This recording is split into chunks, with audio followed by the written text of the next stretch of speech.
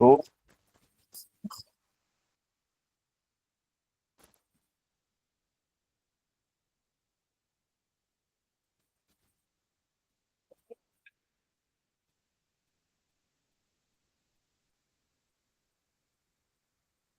this is the introduction about the data science. So let's discuss the definition of data science.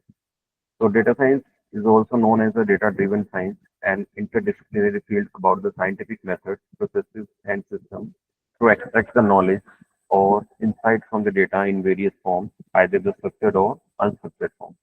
कहने का क्या मतलब है इसका कि जो डेटा साइंस आपकी फील्ड है वो बेसिकली क्या है, it's all about the data, whether the data is in form of structured और अनस्ट्रक्चर्ड फॉर्म, और उस पर्टिकुलर डेटा के अंदर से आपको हिडन पैरामीटर्स को निकालना ही अबाउट डेटा साइंस है कि जो एक पैटर्न क्रिएट हो रहा है आपके डेटा के अंदर उसको आप कैसे एक्सट्रैक्ट कर सकते हो और उसके बेस पे आप कैसे प्रिडिक्शन कर सकते हो.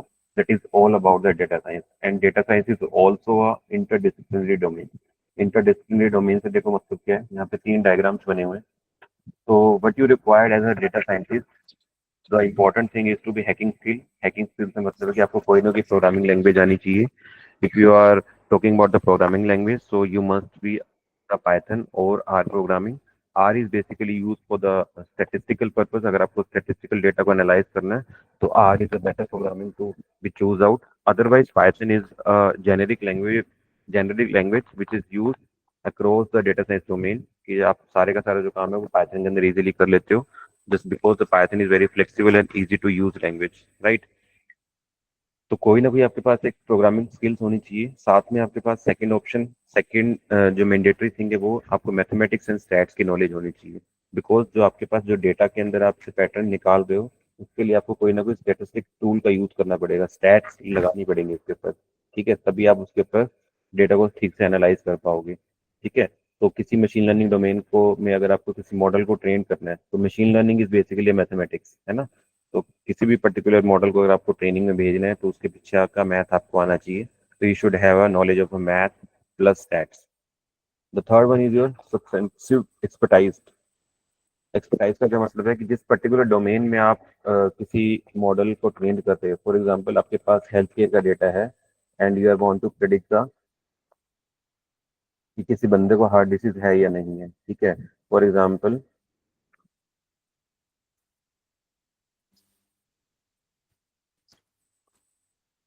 आप ऐसे डेटा के साथ काम कर रहे हो कि आपको प्रिडिक्ट करना है कि whether the person has a heart disease और नॉट. आपके पास एक डेटा सेट है जिसके अंदर 2 कॉलम है. ठीक है, एक तो है कि ब्लड प्रेशर,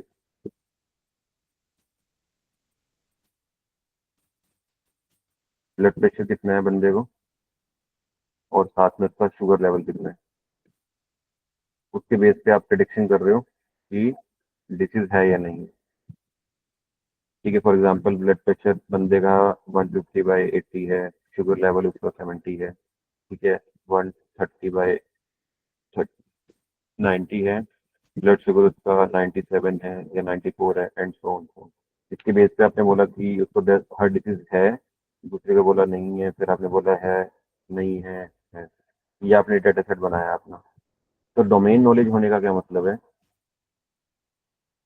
कि अगर आप ऐसे फील्ड में हो कि आपके पास हेल्थ केयर की ज्यादा नॉलेज नहीं है and you are using the data set of a particular thing on the basis of these 2 input parameters, आप प्रिडिक्ट करोगे किसी पेशेंट को हार्ट डिसीज है या नहीं है. But don't you think only these 2 parameter are use to predict about any patient कि उसको हार्ट डिसीज है या नहीं है. यस, आई थिंक ये 2 parameter is not sufficient to say कि whether the person having a heart disease or not. बहुत सारे और इनपुट पैरामीटर है जो उसको डॉक्टर एनालाइज करता है और उसके बेस पे फिर वो डिक्लेयर करता है कि बंदे को हार्ट डिसीज है या नहीं है. तो आपने अगर आपको हेल्थ केयर डोमेन की नॉलेज नहीं है तो आप सिर्फ इन्हीं 2 पैरामीटर के बेस पे आप प्रिडिक्शन करके बैठ जाओगे कि बंदे को हार्ट डिसीज है या नहीं. जबकि हो सकता है कि उसका ब्लड प्रेशर वो नॉर्मल हो, शुगर लेवल थोड़ा बड़ा हो.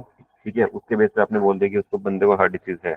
जबकि ऐसा नहीं है, क्योंकि sugar is not a important role to predicting the heart disease. Although sugar has a ability to to predict the heart disease, but it is not that much important parameter जितना कि और पैरामीटर्स हो सकते हैं किसी बंदे को ये देखने के लिए उसको हार्ट डिसीज है या नहीं।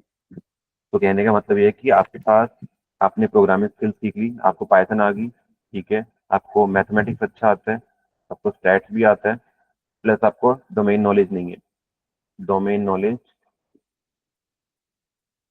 नहीं है, तो क्या होगा अगर आपके पास डेटा सेट है, आपको आपको उसके ऊपर प्रोग्रामिंग भी करनी आती है, आपने उसके ऊपर मैथमेटिक्स करके स्टैट्स भी लगा दिया, बट आपने वो प्रेडिक्ट कर लिया कि बंदे को, कि जिसका ब्लड प्रेशर 120/80 है लेकिन उसकी शुगर 130 है, तो आपने उसको डिक्लेयर कर दिया कि उसको हार्ट डिसीज है।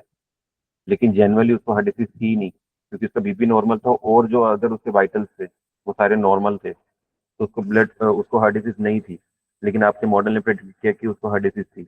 ये किस वजह से हो पाया? क्योंकि आपको उस पर्टिकुलर डोमेन की नॉलेज नहीं थी, है ना। तो अगर ये इन दोनों की नॉलेज है और इसकी नॉलेज नहीं है आपको, तब ये बहुत ही डेंजरस साइन है, क्योंकि किसी की जिंदगी खतरे में आ सकती है। ठीक है, आपने बोल दिया उसको हार्ट डिसीज है तो फटाफट डॉक्टर पे जाएगा, हो सकता है हार्ट की सर्जरी करा ले, लेकिन एक्चुअल में उसको था ही नहीं वो डिसीज, लेकिन आपके मॉडल ने बताया कि आपको हार्ट डिसीज है, तो दिस इज रॉन्ग प्रिडिक्शन, है ना। तो उस केस के अंदर किसी की लाइफ में थ्रेटनिंग हो सकती है। तो this is also very dangerous, कि दो का कॉम्बिनेशन भी आपको सही प्रिडिक्शन नहीं कराएगा। तो तभी इस डायग्राम के अंदर, इस स्लाइड के अंदर दिखाया गया है कि ये जो सारे के सारे इंटीग्रेशन है, तो तीनों का इंटीग्रेशन साथ में होना बहुत जरूरी है if you are going for the data science domain. तो आपको स्किल्स भी आना चाहिए और आपको उस पर्टिकुलर डोमेन की नॉलेज भी होनी चाहिए, तभी आप उससे इफेक्टिवली अपने मॉडल को एक्यूरेट बना सकते हो। ठीक है, दोनों में से कोई भी चीज होगी तो वो डेंजर जोन में चली जाएगी, right. Next is all about again the data science. इसके लिए आपको जो जो चीजें चाहिए, स्टैट्स आना चाहिए, प्रोग्रामिंग आनी चाहिए, एक्सेल की knowledge, machine learning, big data की नॉलेज होनी चाहिए if you are into the data science field. It is not a new thing. See, data science ऐसा नहीं है कि अभी कुछ इसके अंदर रेवोल्यूशन आया है। डेटा साइंस के जो काम है हम बहुत पहले से करते आ रहे हैं। अगर आपको याद होगा, आपके मोम डैड के टाइम पे पहले पोलियो ड्रॉप्स पिलाई जाती थी, उसके बेस पे एक बीमारी डिक्लेयर करती थी गवर्नमेंट कि ये पर्टिकुलर टीबी की बीमारी इंडिया के अंदर सबसे ज्यादा है। वो डेटा कहाँ से आता था गवर्नमेंट के पास? जिसके बेस पे गवर्नमेंट ये अनाउंस करती है कि पूरे इंडिया के अंदर सबसे जो बीमारी है वो इस समय टीबी की बीमारी चल रही है ना। क्योंकि टीबी की बीमारी 90s की बीमारी है। उस समय तो ऐसा कोई टूल थे ही नहीं कि आप डेटा से बता सको देख के। तब हम क्या करते थे, घर घर जाके ना सर्वे फॉर्म इकट्ठे करते थे। हर कोई बंदा जो ड्यूटी लगाती थी गवर्नमेंट, घर घर आके वो एक एक चेक करते थे, बंदे को पूछते थे आपको टीबी है या नहीं है। ठीक है, तो वो डेटा कलेक्शन करते थे आपके, वो मैनुअली कलेक्शन होती थी। कलेक्शन करने के बाद वो डेटा एक जगह इकट्ठा होता था, फिर उसको किसी किसी मैनुअल टूल से, मान लो एक्सेल शीट में डालने के बाद उसका एनालाइज किया जाता था। और अगर मैक्सिमम मेजोरिटी लोगों को टीबी की बीमारी थी तो फिर उसको एक महामारी डिक्लेयर किया जाता था पूरे इंडिया लेवल पे। तो ऐसा नहीं कि वो भी एक डेटा साइंस का ही पार्ट था, वहां पे भी हम डेटा कलेक्ट कर रहे थे, है ना। बट वो इतना स्लो था प्रोसेस कि उसको डिक्लेयर करने के लिए कम से कम 4 से 5 साल लग जाते थे। लेकिन आज का जो इंटरनेट की दुनिया है उसमें हम इतना ज़्यादा वास्ट हो चुके हैं, इतना इंटरनेट फैल चुका है कि आपको एक एक सेकंड के अंदर इतना मिलियन ट्रिलियन डेटा जनरेट कर पा रहे हैं, है ना। तो उसको एनालाइज करना बहुत आसान है। तो यहाँ पे ये बता रहा है क्या, data science is not new to the world. ये बहुत पुरानी टेक्निक है, पहले हम इसको किसी और तरीके से एनालाइज करते थे, ठीक है, लेकिन आज के ज़माने में हम उसको एआई की फील्ड में ले आए हैं, तो हम उसको और इफेक्टिव टूल से हम चीज़ों को एनालाइज कर पा रहे हैं। तो data science is not new to the market, ठीक है। पहले कैसे यूज होता था डेटा का? डेटा कलेक्शन होता था रो फॉर्म में, फिर उसको स्ट्रक्चर फॉर्म में लेके आते थे, टेबुलर फॉर्म में, फिर उसको किसी डेटा वेयर हाउस में जाके सेव करते थे जहाँ पे बहुत सारा डेटा इकट्ठा पड़ा होता था। फिर उसके ऊपर हम एनालिसिस परफॉर्म करते थे, कोई स्टैटिस्टिकल मेजर लगाते थे, ठीक है। फॉर एग्जाम्पल एक्सेल शीट के अंदर हमने इसके अंदर डेटा को एनालाइज करना स्टार्ट किया, उसके बेस पे हम एक डिक्लेरेशन बनाते थे कि पर्टिकुलर चीज की क्या आउटपुट निकल के आई है। तो this was the traditional structure जो हम पहले फॉलो किया करते थे, ठीक है। उसकी क्या क्या डिसएडवांटेज थी कि वो बहुत स्लो था, है ना, बहुत ज्यादा टाइम कंज्यूमिंग था, बहुत बंदे रिक्वायर्ड होते थे उस पर्टिकुलर चीज के लिए,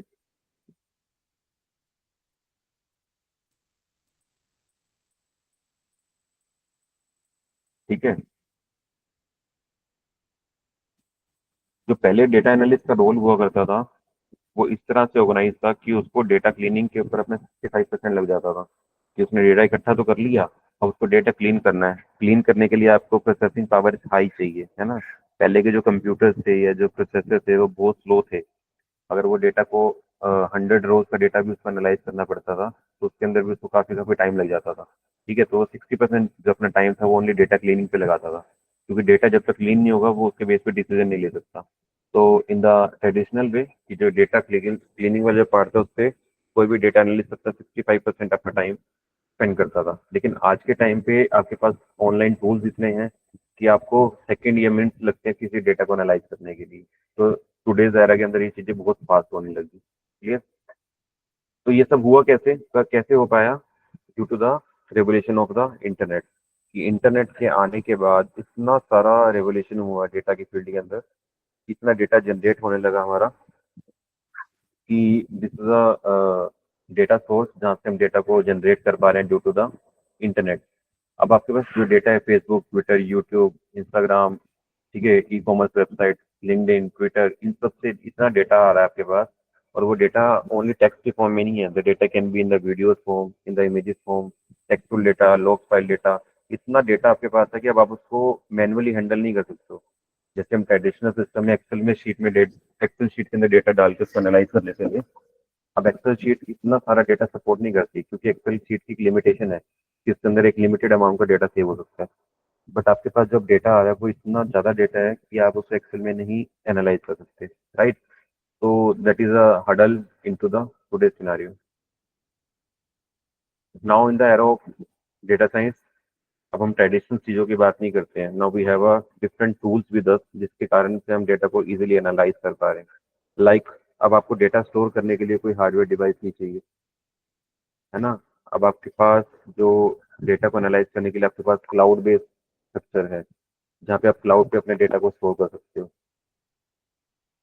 एजोर, बहुत सारे आपके साथ क्लाउड प्लेटफॉर्म है जहाँ पे अपने डेटा को आप सेव कर सकते हो, है ना। अमेजन का है, माइक्रोसॉफ्ट का है क्लाउड बेस्ड सर्विसेज। हेडूप, हेडूप एक ऐसा प्लेटफॉर्म है या फ्रेमवर्क है जो बिग डेटा को सपोर्ट करता है। बिग डेटा क्या है कि जब आपके पास डेटा बहुत सारी अमाउंट में इकट्ठा हो जाता है तब उसको क्या बोलते हो? बिग डेटा बोलते हो। ठीक है। Like we have a R programming language to analyze the data, Python language to analyze data. So we have a different programming language with us data को एनालाइज करके उसको रिजल्ट निकाल सकते। तो this is today's era data science. Challenges क्या क्या आते हैं अगर आपके पास डेटा बहुत ज्यादा आ गया बट आपके पास चैलेंजेस क्या है? ठीक है, और दो ये स्लाइड मुझे लगता है पहले आनी चाहिए। दैट वाज अ चैलेंज कि आपके पास डेटा इतना सारा जनरेट तो हो रहा है, अब उसके चैलेंजेस क्या हैं? उसको स्टोरेज कहाँ पे करोगे? उसके लिए प्रोसेसिंग के लिए आपके पास क्या क्या होगा? उसकी प्रोसेसिंग पावर बहुत ज़्यादा लगेगी। उसको एनालाइज करने के लिए आपके पास कौन कौन से स्टैटिस्टिकल टूल हैं? तो उसी चैलेंज को रिमूव करने के लिए भी है वह सोल्यूशन लाइक अजोर का आपका जो क्लाउड सर्विस है वहाँ पे आप डेटा को इजीली सेव कर सकते हो। हेडूप फ्रेमवर्क से आप डेटा को एनालाइज कर सकते हो। And we have a different programming languages with us जहाँ से आप डेटा को इजीली एनालाइज कर सकते हो। Like we have a Python, we have a R programming language जो इन सब चीज़ों का सोल्यूशन बना। ठीक है।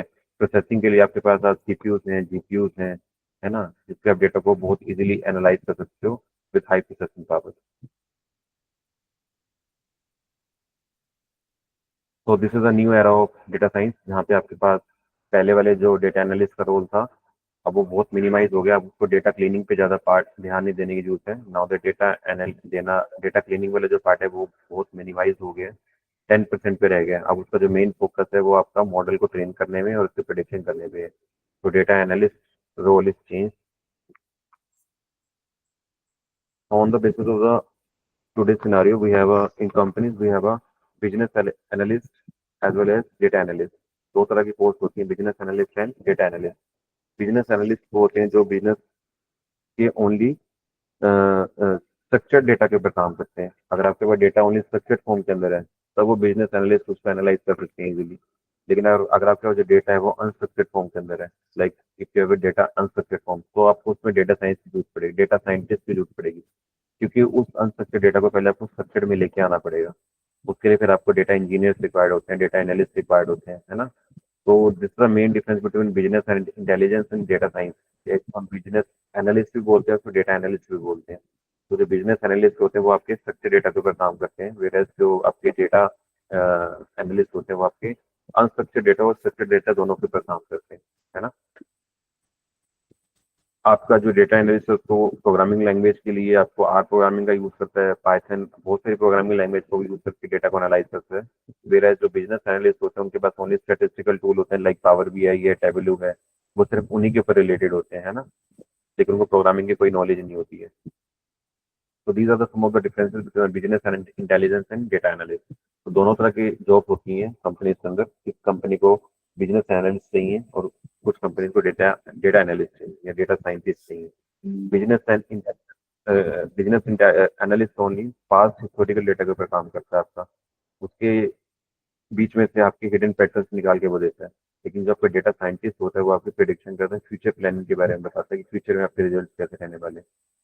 ठीक है, तो when we talking about the past data, so it belongs to business analyst. When you talking about the future prediction, so it belongs to data scientist. Now this is the life cycle of data science. कि data science में अब आप जब जाओगे तो कौन कौन से आपके साइकिल के अंदर कौन कौन से किन किन चीज़ों को आप रिकॉग्नाइज करोगे, सो दैट क्या हर स्टेप के आप अपने बेस्ट प्रैक्टिस को लेके आ सको। तो लाइफ साइकिल की जब हम बात करते हैं तो सबसे पहले आपको डेटा को गैदर करना आना चाहिए। Data equation is first parameter, क्योंकि किसी भी मॉडल को ट्रेन करने के लिए, किसी मॉडल को इवेल्युएट करने के लिए सबसे पहले आपको डेटा चाहिए। अब वो डेटा के बहुत सारे सोर्सेस हो सकते हैं, ठीक है, it can B from database, from web scrapping करके आप डेटा ले सकते हो, एपीआई हिट करके डेटा ले सकते हो। तो the first step is data gathering, ठीक है। उसके बाद डेटा को क्लीन करते हो। डेटा प्रिपरेशन का मतलब है डेटा क्लीनिंग। अगर डेटा आपके पास अनस्ट्रक्चर्ड है तो आप सबसे पहले क्लीन करोगे डेटा को। उसके बाद आप क्या करोगे, उसको मशीन लर्निंग मॉडल्स को दोगे। मशीन लर्निंग मॉडल से जो आपकी इवेल्युएशन होगी, जो एक्यूरेसी निकल के आएगी, उस एक्यूरेसी को आप यहाँ पे इंटरप्रेट करोगे और उसके बाद उसको आप मॉडल बनने के बाद अगर आपको लगता है कि एक्यूरेसी बिल्कुल ओके होगी है तो आप उसको सर्वर पे डिप्लॉय कर दोगे, सो दैट कि सारे लोग उसको यूज कर सकें। ठीक है, डिप्लॉय करने के बाद आप क्या करते हो, उसको मॉनिटर करते हो, उसी पर्टिकुलर मॉडल को। मॉनिटरिंग का मतलब ये है कि अगर आपने किसी डेटा सेट के ऊपर अपने मॉडल को ट्रेन किया और फ्यूचर में अगर कोई नया पैरामीटर आ गया आपके डेटा सेट के अंदर, तो आप उस पर्टिकुलर फ्यूचर को इनकॉर्पोरेट करके अपने ओल्ड डेटा सेट के अंदर, तो आप उसको क्या करते हो, तो दोबारा से सेम साइकिल के अंदर दोबारा इसको भेज के उसका यूज कर सकते हो। तो दिस इज आइटरेटिव प्रोसेस। ये आप डेटा को दोबारा से, कोई नया कॉलम आया उसको अपने डेटा के साथ ऐड किया, फिर उस डेटा को दोबारा से क्लीन किया, उसके ऊपर मॉडल ट्रेनिंग की, उसको इवेलुएट किया, उसको डिप्लॉय कर दिया। तो ये साइकिल चलती रहती है आपकी। ठीक है, इसको हम रियल टाइम मशीन लर्निंग बोलते हैं, है ना। तो दिस लाइफ साइकिल है। आपको बस इतना ही करना है, हमने डेटा गैदरिंग करनी है, जब हमने ट्रेनिंग के अंदर करना है वहाँ यहाँ पे डेटा गैदरिंग में हम वेब स्क्रैपिंग से काम करेंगे।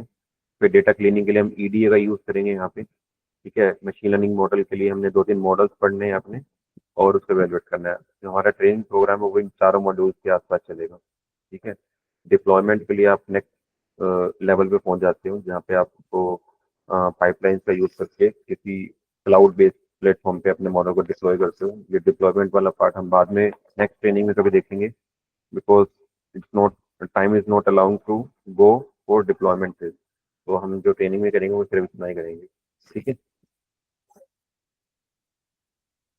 डिफरेंट डिफरेंट जो फेसेस हैं वो कैसे वर्क करते हैं, देखो सबसे पहले डेटा इक्वेशन है, आप डेटा को लेके आ सकते हो। ठीक है, डेटा को कहाँ कहाँ से ला सकते हो, these are the sources of data. किसी के वेब सर्वर से डेटा उठा सकते हो, सोशल मीडिया से डेटा डेटा ले सकते हो, किसी के डेटा सेट को डाउनलोड करके, जैसे क्या गया है आपका, वहां से आप डेटा इकट्ठा कर सकते हो। किसी की वेबसाइट को एपीआई को हिट करके डेटा ले सकते हो। तो these are the sources of the data. ठीक है, जहाँ से आप डेटा को एक्वायर कर सकते हो। डेटा लेने के बाद आपको डेटा इस तरह से दिखेगा। फॉर एग्जाम्पल ये आपके पास डेटा है जिसके बेस पे आप प्राइस प्रिडिक्शन कर रहे हो किसी हाउस की, on the base of the input column है, कितने अंदर कितने अपार्टमेंट्स हैं, कितने बेडरूम्स हैं, कितने फ्लोर्स हैं, क्रिमिनल रेट क्या है जहाँ पे जिस सोसाइटी में आप घर देख रहे हो, पोल्यूशन लेवल क्या है वहाँ पे, और आपके उस पर्टिकुलर सोसाइटी से एजुकेशनल स्कूल कितनी दूरी पे। तो ये सारे आपके इनपुट पैरामीटर हैं जिसके बेस पे आप किसी पर्टिकुलर प्राइस का हाउस का प्राइस प्रिडिक्शन करते हो। ठीक है, तो this is house prediction data. तो ये this is kind of a structure data मतलब ये आपके टेबल के फॉर्म के अंदर है। तो this is a structural data, right. इसके बाद आप क्या करते हो, डेटा को क्लीन करते हो। डेटा क्लीनिंग से क्या मतलब है, अब आप इस डेटा सेट के अंदर अगर नोट करोगे तो ये वाली जो सेल है यहाँ पे ब्लैंक है, इसका मतलब इसको हम बोलते हैं मिसिंग वैल्यू। आप इस वाले कॉलम को अगर आप देखोगे, यहाँ पे second floor, fourth floor, ground floor, third and zero, only ground में जी लिखा हुआ है यहाँ पे, बाकी सारी वैल्यू की आपकी न्यूमेरिकल है। तो आपको ग्राउंड फ्लोर को क्लीन करना पड़ेगा, इसका मतलब कन्वर्ट करना पड़ेगा जी को जीरो के अंदर। ठीक है, तो इसको हम बोलते हैं डेटा क्लीनिंग पार्ट। अगर आपके यहाँ पे कोई मिसिंग वैल्यू है तो आपको इस वैल्यू को फिल करना पड़ेगा यहाँ पे। ठीक है, तो ये आपका डेटा प्रिपरेशन के अंदर आता है। तो when will see the data preparation part, देखो यहाँ दो चीजें हाईलाइट हो रखी हैं।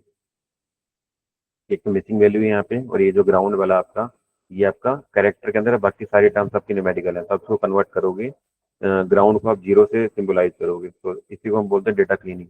ठीक है।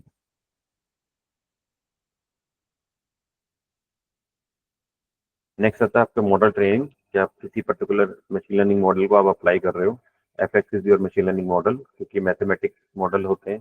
तो F X is a function very are use as a machine learning model. इसके अंदर आप क्या दे रहे हो, तीन इनपुट पैरामीटर दे रहे हो, और आपका मॉडल प्रेडिक्ट करके दे रहा है कि आपके हाउस का प्राइस कितना होगा। आपने नंबर ऑफ बेडरूम दिए, क्रिमिनल रेट दिए, पोल्यूशन दिया। आपने तीनों इनपुट पैरामीटर के बेस पे आपका मॉडल बता रहा है कि आपको कितना प्राइस पड़ेगा पर्टिकुलर हाउस का। तो this is how the model, ML model do the prediction. Next आता है आपके इवेल्युएशन एंड इंटरप्रिटेशन। अब आपने क्या किया, अपने मॉडल को इवेल्युएट करना कि वो सही आंसर बता भी रहा है कि नहीं बता रहा। तो आप क्या करते हो, देखो आपके जब भी आप मॉडल को यूज करते हो, तो मॉडल के अंदर जो डेटा होता है ना, वो दो तरह से होता है। फॉर एग्जाम्पल ये आपका डेटा सेट है, इसके अंदर दो कॉलम है, एक्सपीरियंस है और सैलरी है। फॉर एग्जाम्पल यहाँ पे कुछ वैल्यूज रखी हुई है।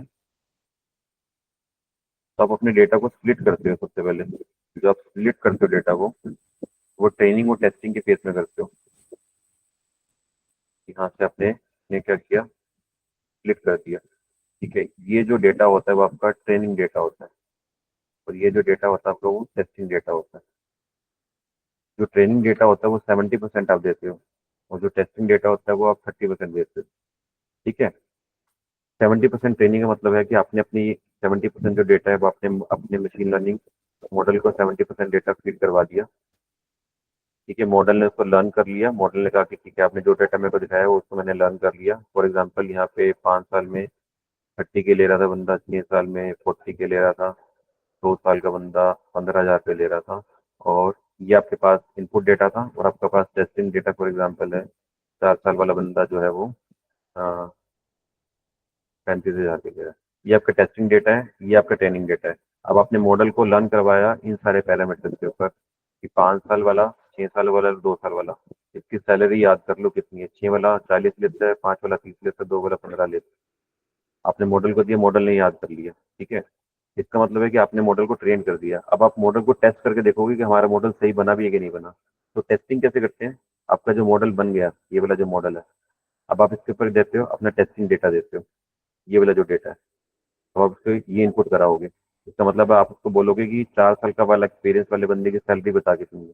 फॉर एग्जाम्पल अगर वो बताता है कि इसकी सैलरी 33,000 है, इसके अकॉर्डिंग एक्चुअल में कितनी थी, 35 है, तो इसका मतलब it is very near about you. तो आपका मॉडल जो है वो क्वाइट 92% एक्यूरेट रिजल्ट बता रहा है आपका, विच इज़ वेरी सफिशिएंट।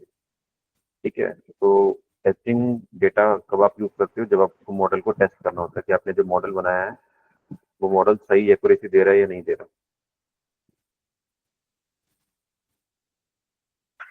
ठीक है, तो आप यहाँ पे कह रहे हो टेस्टिंग डेटा दे रहे हो, तो उसके बेस पे वो बता रहा है कि मॉडल एक्यूरेट है या नहीं है। Next the deployment. अगर आपने मॉडल बना लिया, बस उसको क्या करना है, आपको डिप्लॉय करना है किसी भी पर्टिकुलर प्लेटफॉर्म पे, किसी सर्वर के ऊपर। You can deploy on any particular services. ठीक है,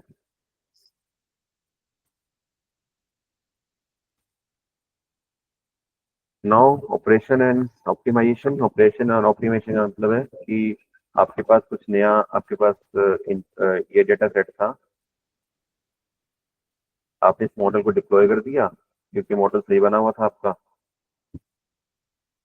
you have deploy this particular model, क्योंकि इस मॉडल की एक्यूरेसी 92 थी, आपने इसको सर्वर पे डिप्लॉय कर दिया।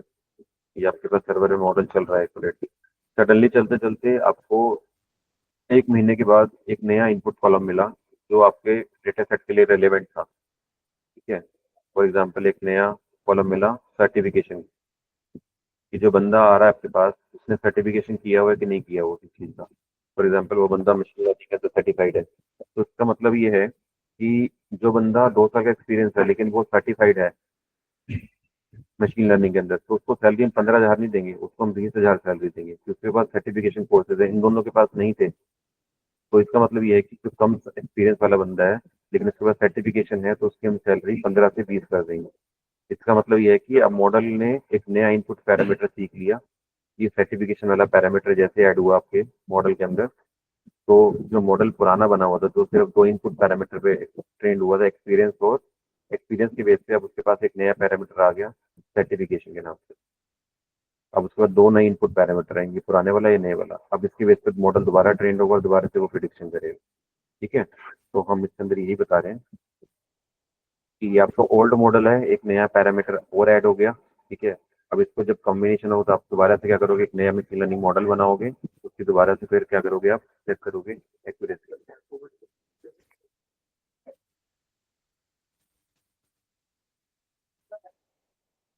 ठीक है,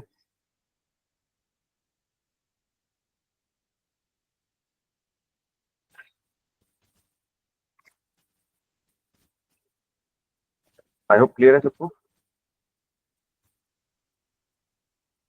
तो these are the important aspect of data science. आपको स्टैटिस्टिक्स की नॉलेज होनी चाहिए, मशीन लर्निंग की नॉलेज होनी चाहिए, और सॉफ्टवेयर इंजीनियरिंग की। सॉफ्टवेयर इंजीनियरिंग बेसिकली आपको रिक्वायर्ड इसलिए है कि आपको बताता है कि आप जो सॉफ्टवेयर डेवलप करें उसके कौन कौन से बेसिकली मॉड्यूल्स हैं जिसके ऊपर आप मशीन लर्निंग मॉडल अप्लाई कर सकते हो।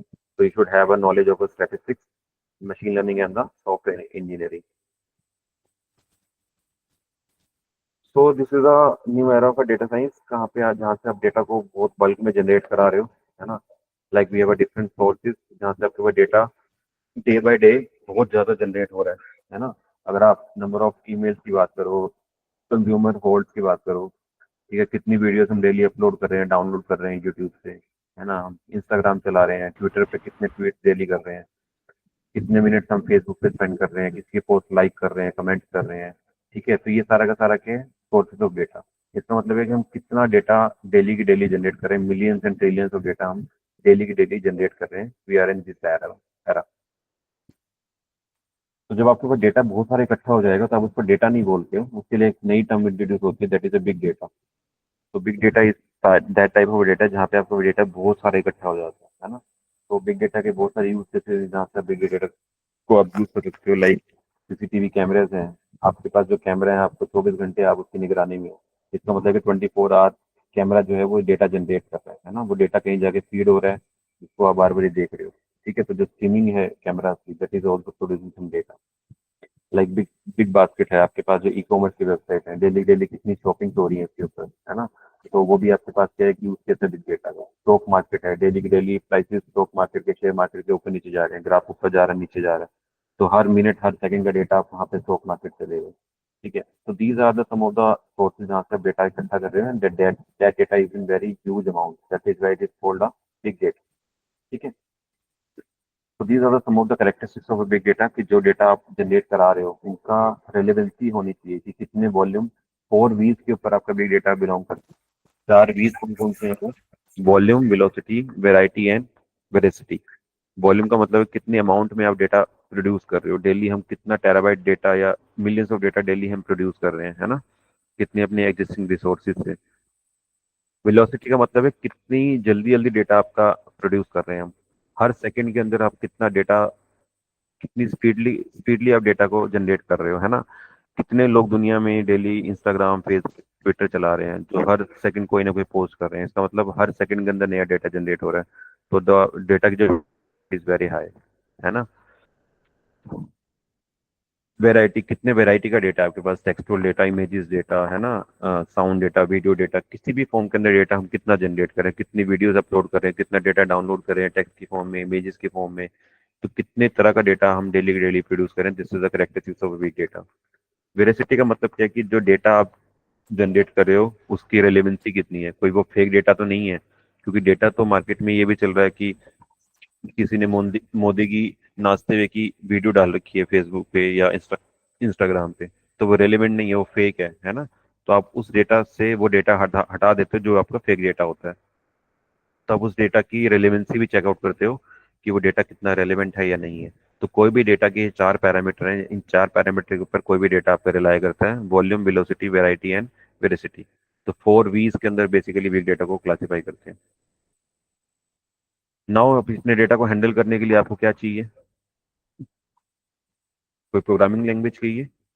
तो उसके लिए हमने पाइथन को चुना। पाइथन क्यों चुना? बिकॉज ये सिंटेक्स वाइज बहुत ईजी है, फास्ट है, इसकी जो लाइब्रेरीज है बहुत फास्ट है। अगर आप numpy pandas की बात करो, that is very fast library. numpy जो लाइब्रेरी है आपका सी लैंग्वेज के अंदर बनी हुई है। ठीक है, इनिशियली पाइथन को रिजेक्ट कर दिया गया था जस्ट बिकॉज की जो पाइथन थी वो स्लो थी, सिंटेक्स वाइज तो ईजी थी लेकिन वो स्लो थी प्रोसेसिंग में। तो अब लोगों ने सोचा कि सी तो बहुत सिंटेक्स वाइज बहुत कॉम्प्लेक्स है लेकिन वो फास्ट है। तो अब इनका बीच का सोल्यूशन क्या निकला कि पाइथन की जो भी लाइब्रेरीज हम बनाएंगे वो सी लैंग्वेज में बनाएंगे लेकिन उसको सिंटेक्स वाइज हम पाइथन का सिंटेक्स यूज करेंगे। तो हम दोनों फीचर एनेबल कर सकते हैं कि उसको स्पीड भी दे सकते हैं और उसकी लाइब्रेरी का सिंटेक्स ईजी हो। तो that is why Python is so popular nowadays, कि सिंटेक्स वाइज ईजी है और बहुत फास्ट है। राइट, उसके अंदर बहुत अच्छे अच्छे विजुअलाइजेशन चार्ट बना सकते हो, देख सकते हो, डेटा को अच्छे से एनालाइज कर सकते हो। That is why Python is so popular. These are the some of the steps that are involved for the data handling। Data handling करने के लिए सबसे पहले डेटा को एक्सट्रैक्ट करते हो, फिर डेटा क्लीन करते हो, फिर डेटा को एक्सप्लोर करो। एक्सप्लोरिंग के लिए आप ईडीए पढ़ते हो। EDA is for the data exploration analysis. और डेटा को आप विजुलाइज करके देख सकते हो। ये सारी चीजें हम करेंगे अपने प्रोग्राम के अंदर। डेटा एक्विजिशन, डेटा का एक्वायर करने को कौन कौन से रिसोर्सेज हैं that we have discuss earlier. ठीक है, डेटा को आप किसी एपीआई से, किसी वेब सर्वर से डेटा को स्क्रैप करके, कैगल से डाउनलोड करके कहीं से भी डेटा को एक्वायर कर सकते हो। Now what are the types of data? Data कितने तरह का होता है? We have a static and the dynamic data. Static data वो जो फिक्स होता, चेंज नहीं हो सकता, लाइक न्यूज़पेपर है आपके। एक बार जो कंटेंट न्यूज़पेपर में छप गया, ये बुक्स में छप गया, you can not alter that content.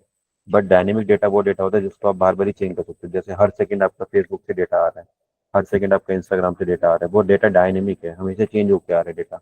ऐसे नहीं कि एक सिंगल कॉन्स्टेंट अमाउंट से डेटा आ रहा है। तो जो डेटा आपके पास चेंज होकर आ रहा है that is not dynamic data. तो आपके जो जितनी सोशल मीडिया हैं वो आपका डायनेमिक डेटा का पार्ट है। Next is the hard data and the soft data. The data in the form of number and graph it can be measure, trace and validate. जिसको हम मेजर कर सकते हैं, वैलिडेट कर सकते हैं, उसको हम हार्ड डेटा बोलते हैं। ठीक है, जिसको हम मेजर नहीं कर सकते, लाइक अगर आप किसी का इंटरव्यू ले रहे हो, तो इंटरव्यू लेते लेते उसने कुछ बातें बोली आपको, that is also a data, है ना। उसको आप मेजर नहीं कर सकते, आप कितना बड़ा भी इंटरव्यू कर सकते हो। तो the data which is not measurable is not to the soft data है ना, qualitative data. Next is structured and unstructured data. Structured data वही मैंने बताया था, जैसे पहले टेबुलर फॉर्म के अंदर होगा। अनस्ट्रक्चर्ड डेटा आपका अनटेबुलर फॉर्म में होगा। इमेजेस का डेटा, वीडियोस का डेटा, साउंड का डेटा, ठीक है, ईमेल्स का data, this all are the unstructured data. Even जो आप गूगल पे रिव्यूज लिखते हो, ठीक है, अमेजन पे रिव्यूज लिखते हो, that is also unstructured data. Semi structured data वो होता है जो आपका स्ट्रक्चर्ड भी नहीं होता और नॉन अनस्ट्रक्चर्ड भी नहीं होता, that is called to be the semi structured data. ये डेटा आपको एक्सएमएल की फाइल में देखने को मिलता है, जो आपकी जेसन फाइल होती है। जब आप किसी पर्टिकुलर वेबसाइट से डेटा स्क्रैप करते हो तो वो ये डेटा आपके पास आता है, वो जेसन फाइल के अंदर आता है। जो जेसन फाइल होती है, जो टैग बेस्ड डेटा होता है, जहाँ पे आपके पास टैग लगे होते हैं, जैसे कोई एचटीएमएल का डॉक्यूमेंट है, ठीक है, वो आपका क्या है, सेमी स्ट्रक्चर्ड डेटा है। ठीक है ना, तो वो फुली स्ट्रक्चर्ड है ना ही वो पूरा अनस्ट्रक्चर्ड है। तो उस तरह के डेटा को हम बोलते हैं semi structured data. Raw data वो होता है जो आपके पास इनिशियली आया, आपने किसी वेबसाइट से डेटा स्क्रैप किया, अब उसको क्लीन नहीं किया, वो आपके पास जैसे आया आपने उसको वैसे स्टोर कर लिया, तो that is not the raw data. Raw data is also known as unstructured data, जिसके अंदर बहुत सारे एरर्स हैं, बहुत सारा डेटा आपका अनक्लीन्ड है, that data is the raw data. अब आपको पर्टिकुलर फाइल को, जब आप डेटा को यूज करोगे पांडास लाइब्रेरी के साथ, तो आपको फाइल को सबसे पहले रीड करना आना चाहिए। तो रीड के लिए आप पांडास लाइब्रेरी यूज करते हो पाइथन के अंदर। तो सबसे पहले उसको इंपोर्ट करते हो, पांडास एसपीडी हम करेंगे सारा जो हम एडवांस पाइथन पे जाएंगे। ठीक है, तो आप फाइल को रीड कैसे करते हो? तो फाइल को रीड करने का जो फंक्शन है आपका, रीड अंडरस्कोर सीएसवी। सीएसवी उस पर्टिकुलर फाइल का फॉर्मेट है। आप फाइल का फॉर्मेट कोई भी यूज कर सकते हो, CSV, Excel, JSON file, text file, ठीक है, सीक्वल फाइल, डेटाबेस फाइल, कोई भी फाइल आप यूज कर सकते हो। उसको रीड करने के लिए जो सिंटेक्स यूज करेंगे that is a read underscore particular file का जो एक्सटेंशन है। अगर वो सीएसवी है तो हम सीएसवी यूज करेंगे, अगर वो एक्सेल है तो देखो यहाँ पे एक्सेल लिखा जाएगा। ठीक है, तो किसी भी फॉर्मेट का जो फाइल का जो फॉर्मेट है, उसको फॉर्मेट को हम यहाँ पे यूज करेंगे to read this particular file. ठीक है, तो that's it from the this slides. I hope clear है सबको.